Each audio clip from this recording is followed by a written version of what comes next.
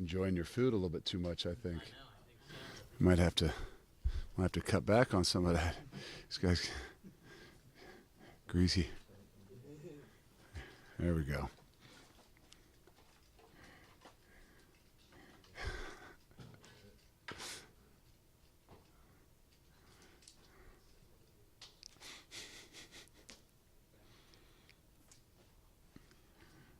All right.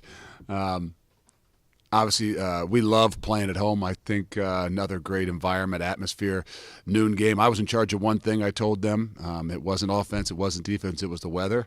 And from the kickoff to the last snap, I did my job. So it was an awesome day all around. I think for us, the atmosphere, like I said, the way we played, being able to have a lot of recruits there, it was really just something that we've kind of desired and wanted to have for a long time, and we have in our community and our student body have created that atmosphere that I think it's becoming an event, for not just the people of our campus, but hopefully for our community as well. And so to that, I'm very grateful and thankful to everybody. I think more than anything, we came out like we kind of had anticipated we needed to do, and that was to come out swinging. And we started fast. Not only just mean the first quarter, it was 14-0 first quarter, but I just mean in general and everything from offense, defense, special teams, getting a hand on a punt, just controlling the momentum of the game with both the offensive line and the defensive line was something that I thought was really, really critical for us, especially against a UCF team that was a little bit banged up, but I knew they were going to come out swinging and ready to play. We got an opportunity to play, I think a lot of guys, and it was great for us. It was eye-opening in some ways. I think to some younger guys. Some guys got some opportunities to play even earlier than the second half, and I think that's always a great opportunity for us. But it's also a great measuring stick too. And where it wasn't perfect, I think those guys did go out there with a lot of energy, continue to play. Again, and give us some things that we can really kind of harp on to get better at, especially for those guys that don't get as many opportunities. They practice a lot. They get a lot of opportunities in practice, but it's not nearly as evaluated quite as heavily and exposed in a lot of situations. So those are things that you are so valuable to us continuing to grow in all areas of our program. And now we get a chance to really kind of move on to something completely different. For those of you that have never prepared for a triple option team, it is quite a unique week, and it's not just a unique week for the defensive guys because they're seeing something new. It's also something we got to do some different things even offensively, just because we might not get to go against each other as much during the week, and the offense doesn't get some of those speed looks that they're used to just playing against the defense. So for everybody, it's a different challenge, and always a great one, and we're excited about it. Talk about Jimmy Thomas's performance on Saturday. With 7 tackles, third on the game in tackles. Talk about what it was like. He's one of the guys I was kind of talking about he was in there in the second quarter, so he got a lot of opportunities really early, where the game was still a battle, and he got thrown in the fire in the mix, and not all perfect, but I think what you see is his ability to continue to play through some things. And that is very valuable as we continue to move forward for this entire year, because we're going to need him. And there's a lot of guys that were like him that got some of those opportunities, more of those guys in the second half. But yet, when you're playing a team like UCF, they're going to keep swinging too. And, so they're still challenged, not by just a team that's just going to hand the ball off and try to get out of there. So a lot of opportunities, a lot of great feedback for a lot of guys. Now we just got to use it in the right way. You've had good defenses in years past, but is he an example of a difference in that you have a 4-star guy kind of waiting in the wings for a couple years before he can even break on? Well, we never want to say wait in the wings, because if you wait, I tried to tell those guys this past week, if you wait, there's somebody else going by you. But those guys that, for us, I think that was one of those opportunities where we want those guys to recognize that if they're waiting, they're in trouble. As the program continues to move forward and grow, there's going to be a lot of opportunities, whether it's new guys coming in and different things. So what I think it was an opportunity for a lot of guys to do is to get in there and really truly evaluate themselves. And, we do it all the time to evaluate them, and sometimes the reality is they don't quite see that evaluation the same way until they're thrown in the midst of a real game and the lights coming on in those situations. And it's not just evaluated on those numbers of how many stats you have, but really kind of critiquing yourself on all the little things, and those guys know how they handled it too in the moment. So all those things are opportunities, but I think there are also a lot of lessons that those guys will learn about, even the preparation for what it really takes. They've got so many great examples in front of them. I'm not always sure that as a younger guy you recognize that until you're thrown into those situations, and sometimes you have to learn the hard way. And it's a good fortune for us that we aren't learning the hard way, meaning, we were in a good situation, we won the game, but that's why I say it's not perfect. And those guys, get a lot of really good feedback. I know we've probably asked way too much about rankings the last 2 years. I know it's your favorite question. So just being number 2 though in the country, it's something that's never happened here. To be ranked number 2, what does that mean for this program? I have to imagine you have a sense of pride just being able to put Cincinnati on that type of a stage. That means there's one still ahead of us, and I think 8 that are behind us in the top 10. So I don't know whatever that really means. No, it's everywhere. It's right now. It's the balance of being able to, enjoy it a little bit. And I mean that by enjoying it. I hope these guys understand. Enjoying it is going out on Saturdays, and getting the best from everybody. Going out on Saturdays and seeing that environment and that atmosphere that they've created, the buzz. That's kind of what I mean by enjoying it. But then not letting it, change who you are and how you go about your business. And so much of that is the preparation. So much of that is being able to handle and focus on maybe some other things that are going on during the week, whether they're interviews, whether they're, parents calling, more tickets being needed, just those kinds of things, you got to make sure you can handle. And it doesn't take you away from, what you realize, we got to continue to do. You coached championship teams before. How does the talent of this team compare to those you've been around? I always think there's 40, 30 teams out there that's got the talent to be a championship team. It's so critical about how things all come together, and that is so. It's based on winning and creating momentum and energy, but it has a lot to do with leadership. And for me, I think that's there's such a balance in this team right now that leadership-wise, and I mean that offense, defense, and special teams, that really give us a unique opportunity, I think, to continue to grow. And we're not by any means one-sided, meaning one-sided in straight leadership or one-sided as an offense or defense. I think that all 3 phases can really make plays and create energy and momentum in all games, which gives us that balance, which gives us the opportunity to be a great football team. But I think more than anything, the leadership gives us a chance to continue to grow, because if we don't continue to grow in the next 6 weeks, then no, we won't even be in the conversation, no matter what the scores of games end up being, whether we win or we don't win. So I think that's the reality that I want the guys to understand, want us as coaches to understand, as much as anything, is that there's a process to this, and it's great to be where we are right now, but in 3, 4, 5 more weeks, it's going to mean a lot more. Is that leadership? Is that what closes the gap? Because if you compare your guys' recruiting rankings to some of the other top teams, Alabama, Ohio State, they don't match up. No, and then they're probably not going to. But that's where we talk about the best teams don't always win. It's the teams that play the best, and that's not just hey, who played the best on Saturday. That's who's got that culture, that environment to continue to grow. And there's so many unique things in this sport with having 120 guys, 125 guys on your team. There's so many different dynamics that go on. I think that's why football's the greatest sport out there. The more people you get involved in what it is you're doing, the more difficult it is. The more, I would say the parity is greater, meaning that anybody within that realm has an opportunity to win because there's so many people involved. And that goes back to saying, what kind of leadership, what kind of energy, what kind of momentum do you really have inside that locker room that doesn't always show every Saturday, but at some point in time it will. As Justin mentioned the leadership, what does it mean to have the guys who came back for their extra year, like Kobe Bryant, Darian Beavers, and the leadership of Desmond? How does that correlate? That's kind of what you're talking about. Those guys came back for a purpose. They came back with a reason. And as you go through these things, you would say the biggest issue sometimes with young guys is they don't really have a purpose and a reason. They're just going about their business. And when you by nature have older guys, whether they were seniors that came back, whether they're normal seniors, they have a much different purpose. They're very much more intentional in what it is they're doing, and that's the example that's set. And so yes, that's a big part of how this team is growing, because even in camp, I could tell you we had a lot of talent. We had a lot of opportunities. And I think where we are now is even different than what I thought we might be in camp. There's some other guys that have emerged and, playing with a little bit different intentions and things like that always happens within a year.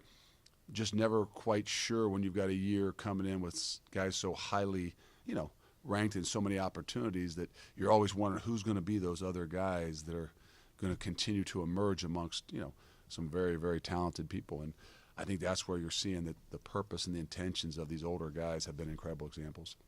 Is that what you're seeing from Curtis? I mean, he seems like the best he's ever played. He's obviously one of those guys that came back. Curtis has done a phenomenal job, and it's he was that guy that got the Iron Bearcat over the summer, and not that everybody understands and knows what that is. That's has nothing to do with playing ability. Curtis has always had the ability to play.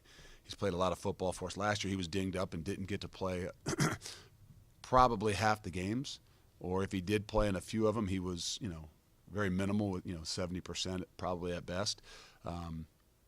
And what he did in the off season, not even being able to go through spring ball a lot and being coming off of a knee surgery, was where that purpose and that intentions is to me a lot different from a guy like Curtis. And he showed it in the off season, which is why he was elected as an Iron Bearcat by the things he does, not just the way he plays. And that is a huge step, and it's really shown this entire season so far. Is Deshaun Pace one of those pleasant surprises? Not that you didn't think he could play, but just to have this impact this soon. It is. He is, and the great thing is he's had the ability to roll a little bit too. So I think as a young guy, there's still some that competitive nature that every day you got to go out there and compete when you're in a position where it's 50-50, and I want to play 60-40, I want to play 70-30. So those guys are thrown into some situations where it's very competitive on an everyday basis, and he's one of those guys that's really kind of shining through that competition. And you love that as a coach. You want to create that in every position. The reality is it's really difficult to do, especially when you've got some guys that have been playing for a long time. You say it's a competition, but it's it's hard. And he's one of those guys that's really benefiting. He's a really good football player. He's getting better each and every week, but he's getting so much better on Tuesdays and Wednesdays because he has to compete continually to still play that 50-60% of the reps. Have you been impressed with just how, I know we built up the Notre Dame game and that win, this was a really big win for this program, but have you been impressed with how confident your group has been playing and how they've handled that target on their back? It seems like they've done it pretty well. Yeah, I mean, it's easy to recognize that on Saturdays. I think my big thing is, do you recognize that? Does it really happen on Tuesdays and Wednesdays? Because Saturdays sometimes, momentum and energy and some really good players can take over. But the reality, you got to continue those things on Tuesdays and Wednesdays. And that's where I give them a lot of credit. I have not seen, a different attitude. I haven't seen a different mindset. And we went back out there on Sunday, and I thought it was one of the better practices, one of the better Sundays we've had. And I know that's a positive energy and momentum, but a lot of times that positiveness, when you go onto the field, and now you got to go run and do some things on a Sunday that's a little bit smaller, but you don't always have that same bounce and same feel.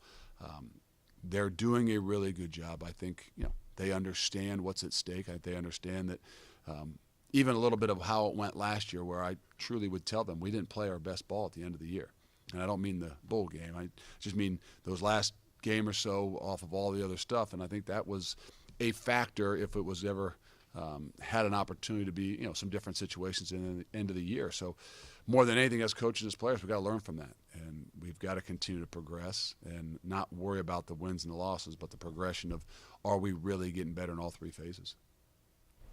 The offensive line is gelling, but tell me how it feels for them to be able to block and for those guys to get over 300 yards in a game that you knew was more so like a rivalry game, even though they were banged up.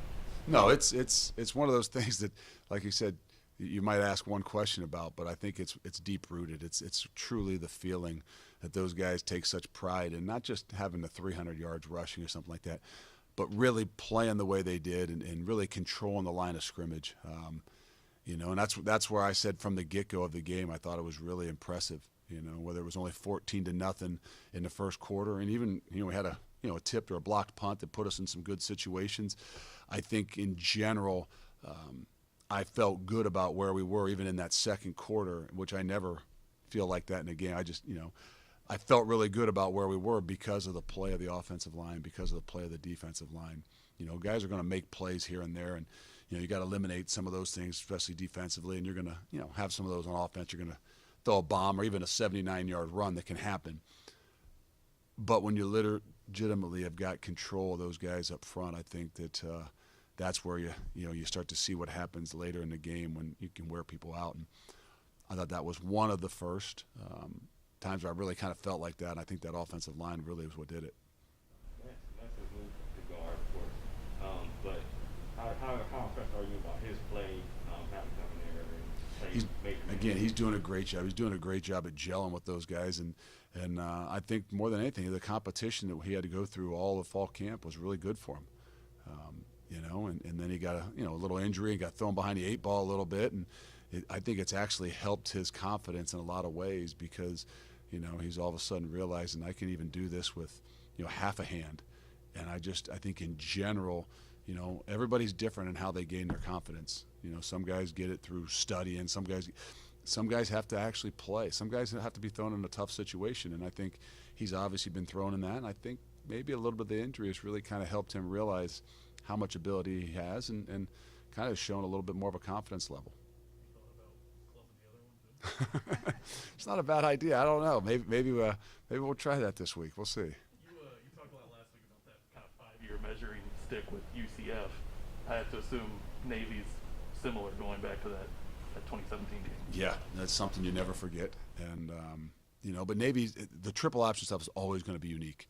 And I think every year you've got to have some wrinkles and you've got to be sound in what you're doing. But I think that's always, you could, as soon as you think you got something a little bit figured out, it can get really ugly really quick. And, so it is a measuring stick. I think all those things, I think it's more of a measuring stick to realize just how fundamentally sound you can play. And I think when you're really looking at us defensively and, that's where we pride ourselves. That's where we've been really good, but it's obviously unique and different. So sometimes it's not just about talent, especially when you're playing a triple option team. It's really about discipline and fundamentals. And, I'm not saying we aren't that, but we've gotten away a lot of times in the last 2 years with the talent level we've had. I'm not saying they're not fundamentally sound and they're not disciplined, but I think you can get into games and let your talent kind of take over. This is a different animal. Is this why you keep Kyle Holden around? He is a very good.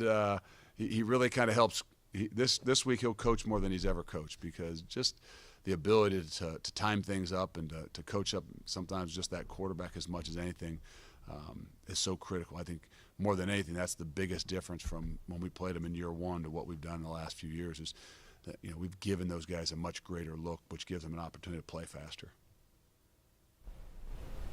Good. All right. Thank you.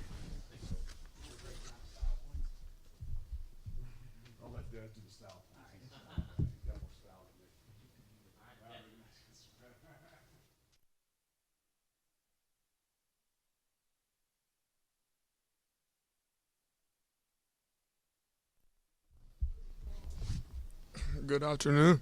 All right, senior quarterback Desmond Ridder. So, Coach doesn't like talking about rankings. What about from your perspective? Number 2 in the country, how does that feel? Yeah, it's pretty cool. So actually, this past Sunday when we got done with practice and I was up in the coach's office, right when we were about to leave around 10 o'clock, I kind of sat back and said, hey, to you guys, what does it feel like to be number 2? And they kind of stopped me and was like, hey, nothing changed. Nothing, the job's not finished. Nothing's done. And I was like, okay, as long as you guys are there, we can be there too. So, just keeping everyone level-headed. It's obviously exciting, big time for the university, big time for the city. But for us, we just got to keep going week by week. Speaking to that, is there just a different type of confidence and maturity about this group to be able to handle, a number 2 ranking and, kind of say there's, unfinished business still to go? Yeah, I think it says a lot about our maturity and just who we are as a team. We know what our ultimate goal is at the end of the year, and that's to win championships. We know championships aren't won on the first game of the year, or they aren't won on the 6th game of the year, but rather the 13th and 15th game. So to just know that these guys are locked in, for the whole season and week in and week out, and not looking forward to the next week or even weeks down the road just shows how mature we are. Talk about the leadership as we saw with Coach Fickell between you guys. How do you guys go as players to keep all that in with all the outside talks and not being number two in the country? I think it just goes back to routine.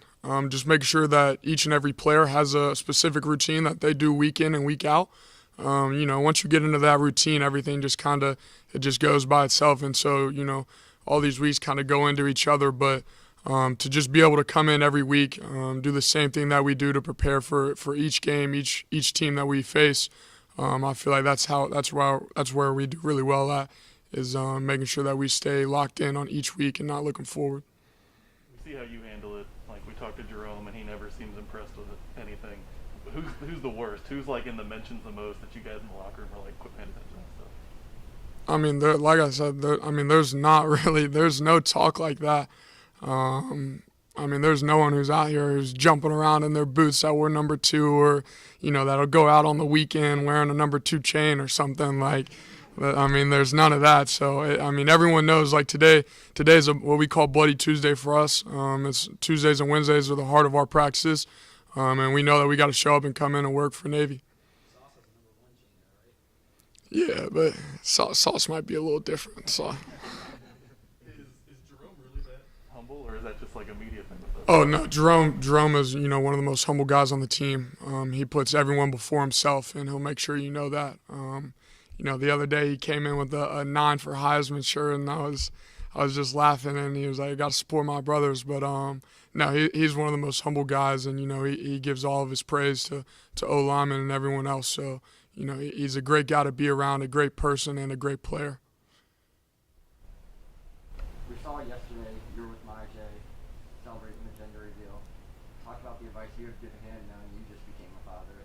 Talk about the advice you have given him going forward. Yeah, so I think we kind of had the same mindset going into the gender reveal, that we were both going to have little boys. I don't want to say disruptive, but soon to come to realize that we were having little girls. But no, I just told him that little girl is going to be his life, his pride and joy. Every time he sees her, she's gonna put a smile on his face. But it was kind of funny in the hotel room. He was having a little bit of argument with his girlfriend, and I was like, just wait. It might get a little worse, but it will get better. Like, it will get better. So no, just stay calm, stay poised. But at the end of the day, that it's what's going to be what's best for him, and it's going to make him happy. Nobody's running around on Saturday nights with Will Huber jerseys Nah, on, partying. they might be running around with Will Huber jerseys, but it's definitely not for our number 2 ranking. Yeah. You guys lost to Navy in 2017. Obviously, you weren't in the role that you are in now, but that UCF loss was a big impact in how you prepared last week. Will that loss in Navy be a big key into how you prepare for this week? Yeah, Navy's a specific type team that we have to prepare for, mostly on the defensive side of the ball. They still give us a couple different looks on offense, but we know it's a huge week for our defense, and they do a great job. Our scout team does a great job of being able to recreate the looks that Navy does to the best of their ability. It's a unique offense that they run, and we only get to see it once a year. So for our scout team, this is a huge week for them. Every week's a huge week for our scout team. This week more than ever. And so I feel like if the scout team can put together really good looks, it's going to make the defense have a lot easier day on Saturday, because they've already seen the looks, they've watched the film. But just to go out there and play like on these Tuesdays and Wednesday practices, to be out there and be able to go out there and kind of play with those looks at as close to game speed as you can, it makes it a lot easier for them. Big week for your guy Kyle Bolden on the whistle. Yeah, so KB obviously coming from Coleraine, running the triple option, the veer. He's got a lot of experience with it. So him being able to sit back there and coach up the scout guys, to be able to tell them, exactly what looks they need to be given and what to do here and there. It's huge to have a guy like him, in our corner, who his dad has kind of, basically raised him on that offense. And so he's a huge part of what we do. You guys have gone on offense, you've gone tempo a little bit more recently. Does playing Navy change that? Because sometimes if they have their way, they'll be out there with those long offensive drives on their end. Does that make you guys go slower on your side? Yeah, so, earlier this morning we had a offensive staff meeting, and we talked about, we might see probably, at most 12 possessions. At minimum, we might see 4 to 6 possessions throughout the entire game.